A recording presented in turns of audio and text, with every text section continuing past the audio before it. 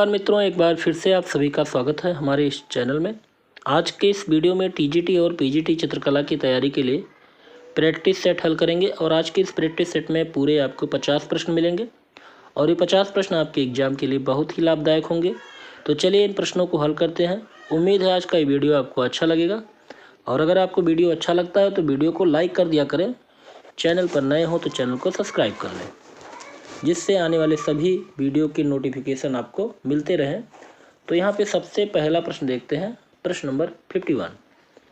निम्नलिखित में से कौन सी कला परफॉर्मिंग आर्ट के अंतर्गत आती है? आपको बताना है इन चारों में से कौन सी कला परफॉर्मिंग आर्ट के अंतर्गत आएगी। सही जवाब होगा यहाँ पे ऑप्शन डी, तीनों, सिनेमा, नृत्य और रंगमंच। अगला प्रश्न देखते हैं, प्रश्न नंबर 52। आधुनिक कला की सबसे बड़ी देन क्या है? आधुनिक कला की सबसे बड़ी देन। सही जवाब होगा यहाँ पे ऑप्शन बी, व्यक्तिवाद। तो आधुनिक कला की सबसे बड़ी देन व्यक्तिवाद है। आगे देखते हैं, प्रश्न नंबर 53। कला विलास के रचयिता कौन थे? कला विलास के रचयिता कौन थे?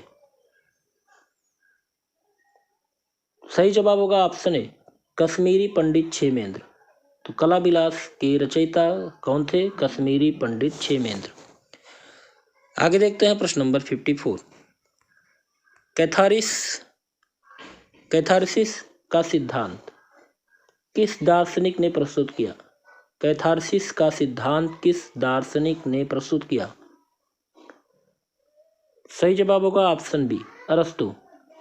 कैथारसिस का सिद्धांत अरस्तु ने प्रस्तुत किया था। अगला प्रश्न देखते हैं, प्रश्न नंबर 55।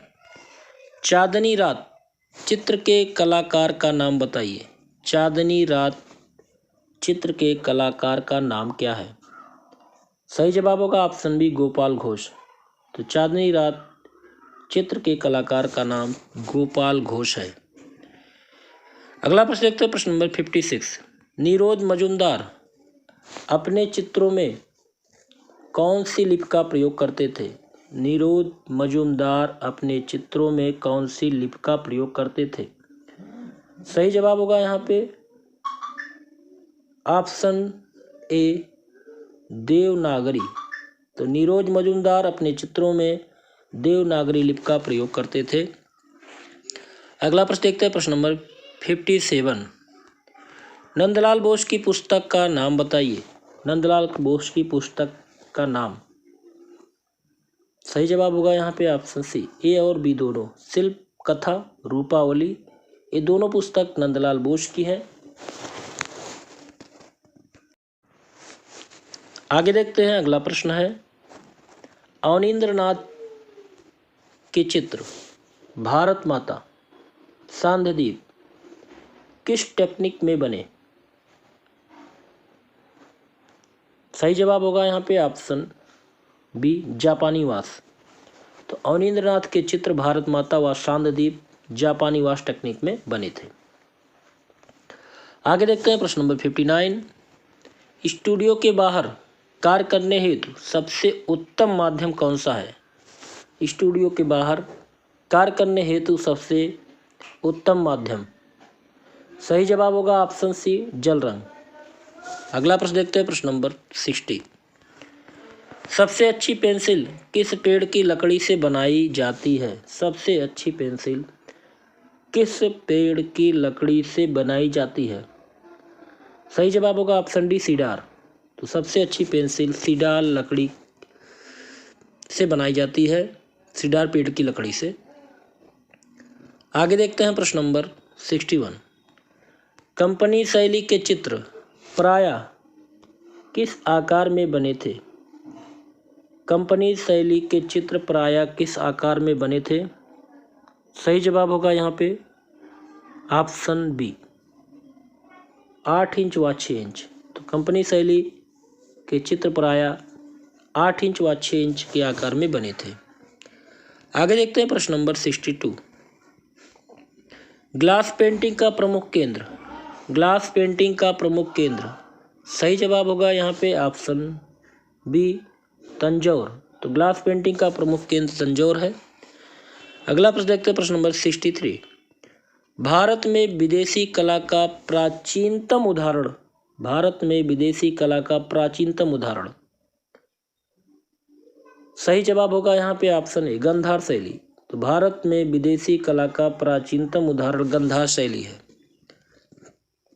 अगला प्रश्न है, बिंदु किसने चित्रित किया। बिंदु किसने चित्रित किया। सही जवाब होगा यहाँ पे ऑप्शन ए, रजा ने। तो बिंदु चित्रित किया किसने, रजा ने। आगे देखते हैं प्रश्न नंबर 65। सिबारो को जापान में क्या कहा जाता है। सिबारो को जापान में क्या कहा जाता है। सही जवाब होगा option A, tie and dye. तो सिबारो को जापान में कहा जाता है टाई एंड डाई। आगे देखते हैं प्रश्न नंबर 66। चीन में तशियू लुन ने कागज का आविष्कार कब किया था। चीन में तशियू लुन ने कागज का आविष्कार किस सन में किया था। सही जवाब होगा यहाँ पे ऑप्शन ए, 105 ईस्वी में। आगे देखते हैं प्रश्न नंबर 67। घायल भैंसे का चित्र किस गुफा में मिलता है। घायल भैंसे का चित्र किस गुफा में मिलता है। सही जवाब होगा यहाँ पे ऑप्शन ए, सिंघनपुर। घायल भैंसे का चित्र सिंघनपुर की गुफा में मिलता है। अगला प्रश्न देखते हैं, प्रश्न नंबर 68। प्रीहिस्टोरिक पेंटिंग नामक पुस्तक किसने लिखा। प्रीहिस्टोरिक पेंटिंग नामक पुस्तक किसने लिखा। सही जवाब होगा यहाँ पे ऑप्शन डी, ब्राडिक महोदय। तो प्रीहिस्टोरिक पेंटिंग पुस्तक लिखा है ब्राडिक महोदय ने। आगे देखते हैं प्रश्न नंबर 69। प्रागैतिहासिक काल के चित्रण की प्रमुख विशेषता कौन सी रही है। प्रागैतिहासिक काल के चित्रण की प्रमुख विशेषता। सही जवाब होगा ऑप्शन बी, मौलिकता। तो प्रागैतिहासिक काल के चित्रण की प्रमुख विशेषता है मौलिकता। चलिए आगे देखते हैं प्रश्न नंबर 70। लेह लद्दाख, लेह क्षेत्र लद्दाख में प्रागैतिहासिक चित्रों के केंद्र कौन से हैं। सही जवाब होगा यहाँ पे ऑप्शन सी, ससपाल। लेह क्षेत्र लद्दाख में प्रागैतिहासिक चित्रों के केंद्र है ससपाल। आगे देखते हैं प्रश्न नंबर 71। कंपनी शैली के खोज किसने की। कंपनी शैली की खोज किसने की। कंपनी शैली की खोज करने वाले कौन थे। सही जवाब यहाँ पे होगा ऑप्शन बी, पीसी मानक। कंपनी शैली की खोज की थी पीसी मानक ने। अगला प्रश्न है प्रश्न नंबर 72। सिंधुवासी किस धातु से अनजान थे। सिंधुवासी किस धातु से अनजान थे। तो सही जवाब ऑप्शन डी होगा, लोहा। इनको लोहे का ज्ञान नहीं था सिंधुवासियों को। अगला प्रश्न देखते हैं प्रश्न नंबर 73। हड़प्पा काल में मोहरों के निर्माण में निम्नलिखित में से कौन सी चीज मुख्य रूप से प्रयुक्त होती थी। सही जवाब होगा option D, steatite. Steatite Harappa काल में मोहरों के निर्माण में मुख्य रूप से स्टीटाइट प्रयुक्त होती थी। अगला प्रश्न है प्रश्न नंबर 74। हड़प्पा में बर्तन भांडों पर किस रंग का प्रयोग मिलता है। सही जवाब होगा यहाँ पे ऑप्शन ए, लाल। हड़प्पा के बर्तनों पर लाल रंग का प्रयोग देखने को मिलता है। अगला प्रश्न देखते हैं प्रश्न नंबर 75। बौद्धकालीन सर्वप्राचीन चित्र कहाँ चित्रित हैं। सही जवाब होगा यहाँ पे ऑप्शन ए, अजंता में। तो बौद्धकालीन सबसे प्राचीन चित्र अजंता में मिलते हैं। अगला प्रश्न देखते हैं प्रश्न नंबर 76। असित कुमार हलदार तथा क्षेमेंद्रनाथ गुप्त ने जोगीमारा के चित्रों की प्रतिलिपियां कब बनाई। सही जवाब ऑप्शन बी होगा 1914 ईस्वी में। असित कुमार हलदार और क्षेमेंद्र नाथ गुप्त ने जोगीमारा के चित्रों की प्रतिलिपियां बनाई थी 1914 ईस्वी में। आगे देखते हैं प्रश्न नंबर 77। अजंता के प्राचीनतम चित्र किस काल के माने जाते हैं? अजंता के प्राचीनतम चित्र किस काल के माने जाते हैं? सही जवाब होगा ऑप्शन डी, दूसरी शताब्दी ईस्वी पूर्व। तो अजंता के प्राचीनतम चित्र माने जाते हैं दूसरी शताब्दी ईस्वी पूर्व के। अगला प्रश्न देखते हैं, प्रश्न संख्या 78। अजंता में अब मात्र कितनी गुफाओं में चित्र उपलब्ध हैं? सही जवाब होगा ऑप्शन डी, 6। अजंता में अब मात्र 6 गुफाओं में ही चित्र देखने को मिलते हैं। अगला प्रश्न देखते हैं, प्रश्न नंबर 79। विश्व प्रसिद्ध चित्र मरणासन राजकुमारी अजंता की किस गुफा में चित्रित है? विश्व प्रसिद्ध चित्र मरणासन राजकुमारी अजंता की किस गुफा में चित्रित की गई है? सही जवाब होगा ऑप्शन ए, 16वां नंबर। गुफा संख्या 16 में विश्व प्रसिद्ध चित्र मरणासन राजकुमारी का चित्र देखने को मिलता है। आगे देखते हैं प्रश्न नंबर 80। मकबूल फिदा हुसैन का निधन कब और कहां हुआ था?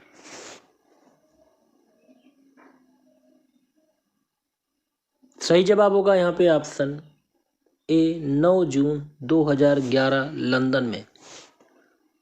मकबूल फिदा हुसैन का निधन 9 जून 2011 लंदन में हुआ था। आगे देखते हैं प्रश्न नंबर 81। 2022 के 68वें राष्ट्रीय फिल्म पुरस्कार में किसे सर्वश्रेष्ठ अभिनेत्री का पुरस्कार मिला?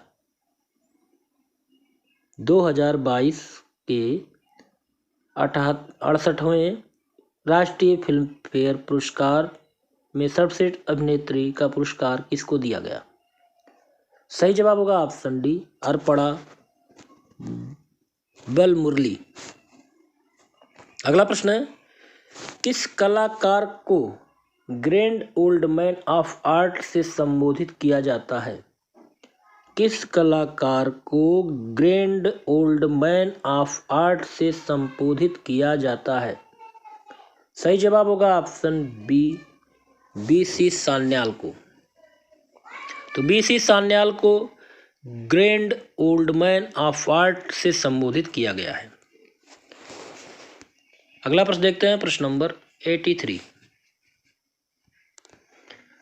प्रसिद्ध हिंदी साहित्यकार निर्मल वर्मा के बड़े भाई कौन थे?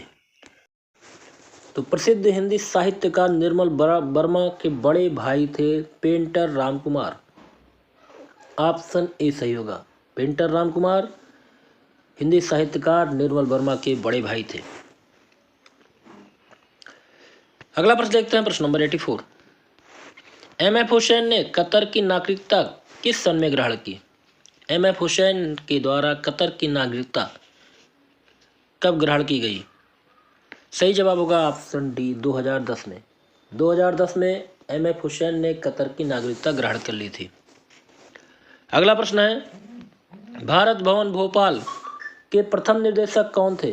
भारत भवन भोपाल के प्रथम निर्देशक, सही जवाब होगा ऑप्शन बी, जे स्वामीनाथन। भारत भवन भोपाल के प्रथम निदेशक थे जे स्वामीनाथन। अगला प्रश्न देखते हैं, प्रश्न नंबर 86। लाल बलुआ पत्थर से निर्मित सांची का स्तूप किस आकार का है?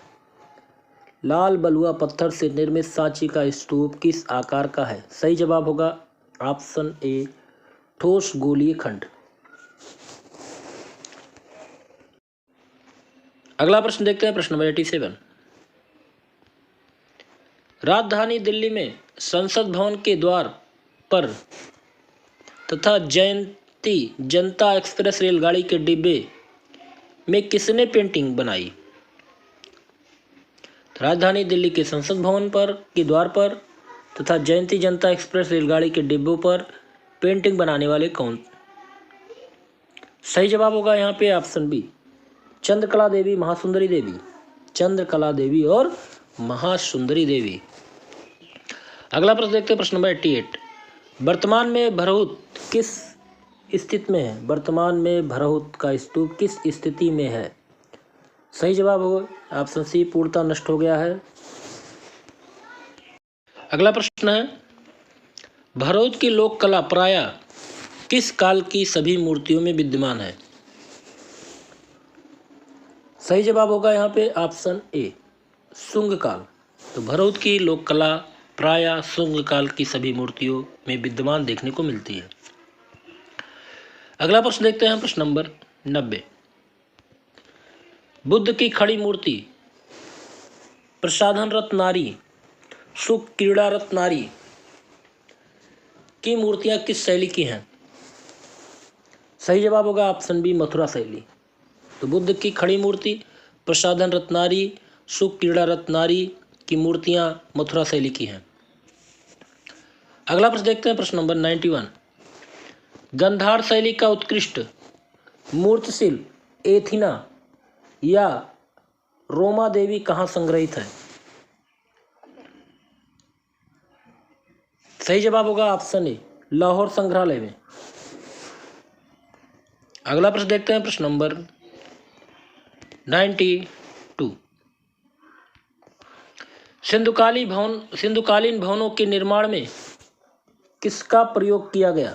सिंधुकालीन भवनों के निर्माण में किसका प्रयोग किया गया? सही जवाब होगा ऑप्शन बी, पकी हुई ईंटों का। अगला प्रश्न देखते हैं, प्रश्न नंबर 93। सर्वप्रथम 1878 ईस्वी में कौन हड़प्पा संस्कृति को प्रकाश में लाया? सबसे पहले 1878 ईस्वी में हड़प्पा संस्कृति को प्रकाश में लाने का श्रेय किसे है? सही जवाब होगा ऑप्शन ए, सर कनिंघम। अगला प्रश्न है, प्रश्न number 94। Madonna of the long neck नामक मशहूर पेंटिंग के पेंटर कौन है? सही जवाब होगा option A, Parmigianino. Madonna of the long neck नामक मशहूर पेंटिंग के पेंटर है पारमिजियानियो। अगला प्रश्न देखते हैं, प्रश्न नंबर 95। कहाँ की पहाड़ी में सर्वप्रथम भारतीय गुफा चित्र मिले? कहाँ की पहाड़ियों में सबसे पहले भारतीय गुफा के चित्र मिले थे? सही जवाब होगा ऑप्शन डी, कैमूर की पहाड़ी। तो कैमूर की पहाड़ियों में सर्वप्रथम भारतीय गुफा में चित्र मिले थे। अगला प्रश्न देखते हैं, ज्यामितीय अमूर्त कला का विकास कब हुआ? ज्यामितीय अमूर्त कला का विकास। सही जवाब होगा ऑप्शन डी, नवपाषाण काल में। तो ज्यामितीय अमूर्त कला का विकास नवपाषाण काल में हुआ। अगला प्रश्न देखते हैं, प्रश्न नंबर 97। प्रागैतिहासिक चित्रों का पता कब चला? प्रागैतिहासिक चित्रों का पता कब चला? ब्रिटिश काल में। ऑप्शन ए सही होगा, ब्रिटिश काल। प्रागैतिहासिक चित्रों का पता ब्रिटिश काल में चला। अगला प्रश्न देखते हैं, प्रश्न नंबर 98। जयपुर हाउस स्थित राष्ट्रीय आधुनिक कला संग्रहालय के सामने प्रतिष्ठित श्रम की जय या ट्रम्फ ऑफ लेबर किसकी धातु मूर्ति है? सही जवाब होगा यहाँ पे ऑप्शन सी, देवी प्रसाद राय चौधरी। तो देवी प्रसाद राय चौधरी की ये मूर्ति है। जयपुर हाउस स्थित राष्ट्रीय आधुनिक कला संग्रहालय के सामने प्रतिष्ठित श्रम की विजय, ट्रम्प ऑफ लेबर, ये धातु मूर्ति देवी प्रसाद राय चौधरी की है। आगे देखते हैं, प्रश्न नंबर 99। निम्नलिखित में से किस शैली पर मुगल चित्रकला का प्रभाव नहीं पड़ा? किस शैली पर मुगल चित्रकला का प्रभाव नहीं पड़ा? सही जवाब होगा यहाँ पे ऑप्शन डी, कालीघाट। तो कालीघाट शैली पर मुगल चित्रकला शैली का प्रभाव नहीं पड़ा था। चलिए अगला प्रश्न देखते हैं, प्रश्न नंबर 100। भारतीय लघु चित्रकला की रीढ़ है कौन सी शैली? प्रश्न नंबर 100 इस वीडियो का लास्ट प्रश्न है। भारतीय लघु चित्रकला की रीढ़ कौन सी शैली है? ऑप्शन है मुगल कलम, राजपूत कलम, पहाड़ी कलम, इनमें से कोई नहीं। तो भारतीय लघु चित्रकला की रीढ़ मुगल शैली को मानी जाती है। ऑप्शन ए यहाँ पे सही होगा। तो मुगल कलम भारतीय लघु चित्रकला की रीढ़ है। तो यहाँ पे आपके 50 प्रश्न पूरे होते हैं। उम्मीद है आज का ये वीडियो आपको अच्छा लगा होगा। और मित्रों, अगर वीडियो आपको अच्छा लगे तो वीडियो को लाइक ज़रूर कर दिया करें। चैनल पर नए हों तो चैनल को सब्सक्राइब कर लें। और आप प्रतिदिन कम से कम 2 से 3 मॉडल पेपर हल करते रहिए, क्योंकि परीक्षा का समय निश्चित हो चुका है 14-15 मई, और समय बहुत कम है। इसलिए आप कम से कम 3-4 मॉडल पेपर को ज़रूर हल करते रहें और अपनी तैयारी में लगे रहें। अगले वीडियो में फिर मिलते हैं ऐसे ही प्रश्नों के साथ। नमस्कार।